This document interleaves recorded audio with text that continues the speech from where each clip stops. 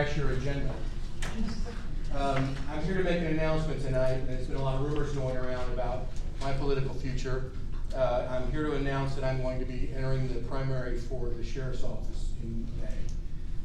This may take some of you by surprise. A lot of you I've spoken to about this issue before. And so there's basically 5 points I want to make. So first is, I'm a conservative Republican. I voted for Ronald Reagan in my very first presidential election.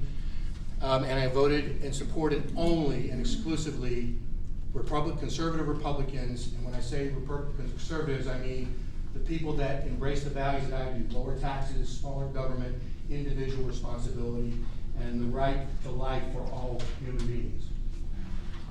I have a verifiable record as in my Republican bona fides. You can see most of you I've campaigned for different people with. I have a record of giving my time, my talent, and my treasure to Republican causes and candidates. And I think that's a very important consideration. I want a sheriff that is not just a constitutional sheriff. I want one that's a conservative Republican. And this is a partisan primary, and I'm going to be very partisan in my campaign efforts. My time in the legislature, I have 1 year now under my belt. It was an incredible experience. Some people have asked me, was it fun? I can't say it was fun. There were some fun moments. There were a lot of educational moments. There were some heartbreaking moments, and there were some infuriating moments. One of the problems with being in the legislature is we are not operating our state as a constitutional republic. We are an oligarchy. There's a very small group in Boise. Their offices are scattered around the state, but they congregate in Boise, and they control our agenda. And it's very hard for real conservatives to get a foothold into that world. And worse yet, it's even hard to complain about it, because if you say the wrong thing at the wrong time to the wrong person, all of a sudden you've violated an ethics rule, and they can actually kick you out of your seat. So that's a kind of a dangerous situation. I think that as sheriff, I will be more effective in affecting change down there than I would be actually being there. I got in, campaigned on promises. I kept my promises. My voting record shows that I did not ever vote to raise taxes. I did not ever vote to expand the size of government, and I did not ever vote to reduce anybody's personal responsibility for their own conduct. Now, also about me picking this particular timing, when I announced to run for the legislature, Ben Wolfinger did not call me and tell me he was retiring. I learned a lesson last time I ran against him. Running against an incumbent is a losing proposition, even in a county that's so heavily Republican as ours. And so I didn't have to learn that lesson twice. The experience I got in Boise will help me be a better sheriff. I'm going to miss some of the people there. I've made some great relationships. There are a bunch of hardworking, conservative, constitutional-minded Republicans down there that work very hard, not just for their constituents, but for all of you. Why now? Well, I've come to realize, as I said, the front line to restoring our constitutional republic and maintaining the rule of law is not in Boise. It's right here at home, and this is where I need to be fighting that battle. I'm concerned about my replacement. We learned a lesson a few years ago. We got a person elected into my seat that wasn't a conservative after a history of having conservative values. Then we get Eric finally comes along, breaks the trend. We need to keep that moving. We need a solid conservative in my seat. I want to help participate in that process in getting that right person into my seat. Finally, where do I go now? Well, I'm going to run the same respectful campaign that I've run in the past. All of you, or most of you, have seen the tone and tenor of my campaign style. I'm going to talk about myself. I'm going to talk about the issues. I don't play the games that a lot of candidates have played here locally in the past. None of that will come from me. I'm going to stick to the issues, my record, my experience, my education. Some of you have already decided to back other horses in this race. I understand that. Maybe that's my fault for coming in and you've already committed. Maybe it's because you think I'm qualified, but I hope you at least keep an open mind when it comes time to actually voting and who you'll actually pick. Now, where do I go now? Well, January I go back to Boise. I've got a lot of work left to do. I've got some We've got some pro-life legislation that we're going to continue to work on.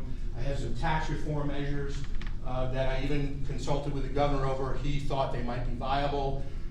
You know, there's a real possibility if we all got together and worked hard, we could turn over our entire tax system, including getting rid of property tax. The money is available to do that.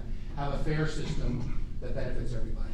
That's what I'll be working on in January. In the meantime, I'm going to be working hard on my campaign for sheriff, and I hope you keep an open mind. And if you have any questions, I'm going to be here for the whole meeting.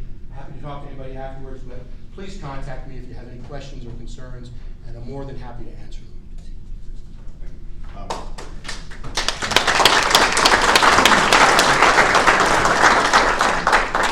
I got to ask you the question about the elephant in the room full of elephants. Tell me about the IRS.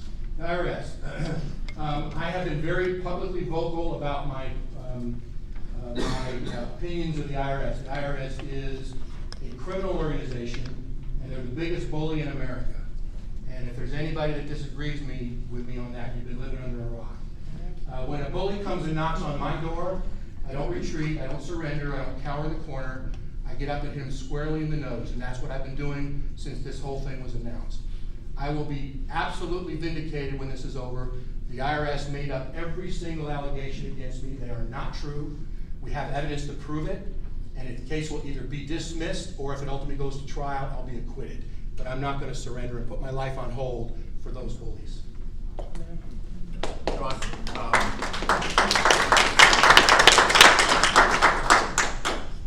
I have two questions. First, I was told by a mutual friend of ours who was in the legislature that while this particular person did not want to stay down there very long, they did not want folks to know that they didn't intend to serve multiple terms, because this friend of ours said that if the word got out with the leadership, and I'll use that quote, our friend would not be of any effect, because they'd say, well, this person's not going to be around, so why should we bother to work with them at all? How is this going to affect you as you go back down to Boise? I don't think it'll affect me at all. The legislation that I was involved with this year, I actually got a bill passed this year, which was totally by surprise. Didn't even know that was going to be on my plate when I got down there. There are a lot of very reasonable people, even among those people that are not quite as conservative as we wish they would be. There are a lot of reasonable people there. I think the majority of the legislators that I've met have a good heart. They would love to be able to reduce taxes. The political fallout from whatever measure they may take will hurt some of them politically and others not. But as far as me not coming back, there's probably some in the leadership that will be thrilled that I'm not coming back. I think there will be others that will be disappointed. We have a lot of good interaction. One of the things that I was very adamant about is that when I stood up to speak on the floor, I was going to be short to the point and try to make a difference in the legislation that I was trying to sway. And I think you can see from some of the votes that we took after my talks that I was successful in doing that. That's not going to stop. I have legislation that I will propose in January. I have legislation I'm going to help other legislators work with, even some that are not quote unquote in the conservative house. So I don't think that's really going to have any impact on how I work in Boise. And my second question, the other elephant in the room, and you are my friend, and I like you a lot. And one, because I have obviously spoken to a lot of people, and they've said, well, if John gets in the race, but now we have two real solid conservatives that are potentially going to split the conservative vote. Your comments on that? That's a hard one to comment on. I'm a conservative. I'll match my conservative record to anybody's. My education experience, the people that are in now, and mind you, there may be other people that get in. I'll match my credentials, experience with any of the other candidates. And so it's not so much a concern of mine that we'll split the vote. I'm running for this office. I'm not running against any particular candidate. I'm going to present myself, my credentials, my experience, and then I'm going to let the voters decide. And God's going to give us a result one way or the other. So, thank you.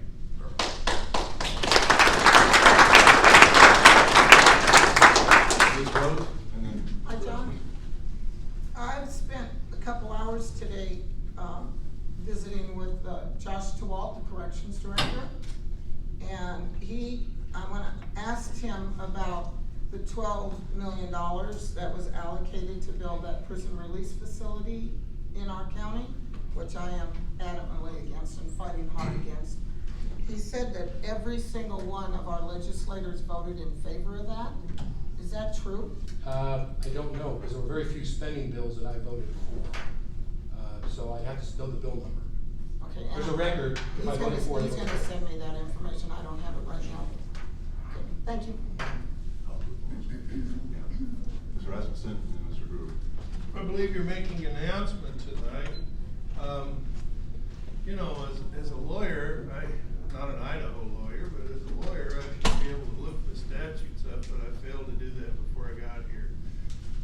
Normally there's a form you file when you announce, which allows you to collect money and to spend money, and you have to file it when you announce it, but I've been told, I haven't found it yet, is it called a C1 or Called is that a C1, and if you call the county elections office tomorrow morning, you can get a copy of my C1.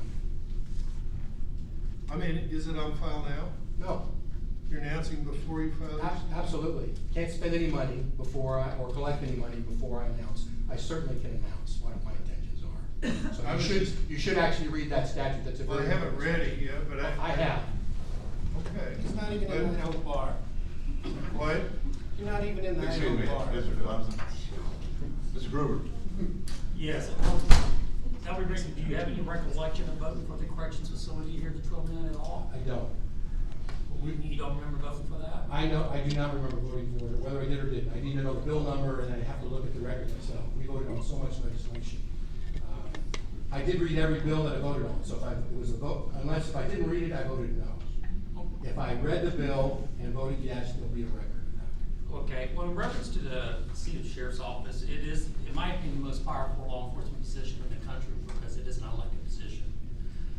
If you look at recent incidents that occurred in Baltimore, LA, Stockton, Ferguson, you see what our law enforcement community has been dealing with nationally, correct? Yes. Okay, where do you stand on matters of use of force with your law enforcement agencies, particularly Graham versus Connor in Tennessee versus Graham, when it comes to use of force and the deputies that you're going to be managing under your command?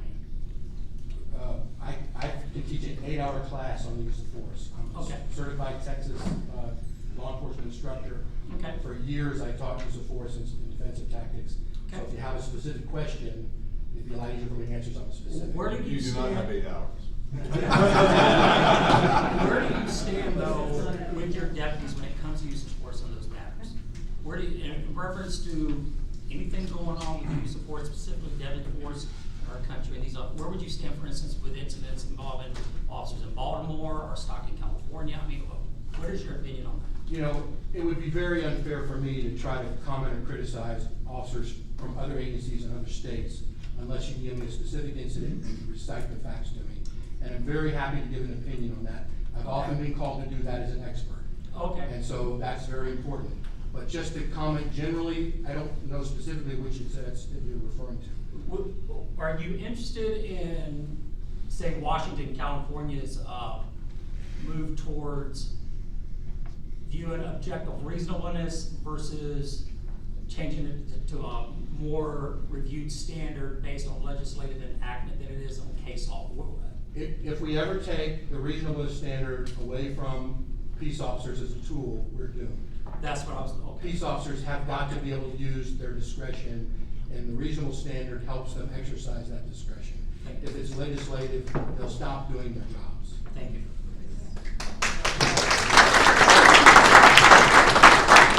Other questions?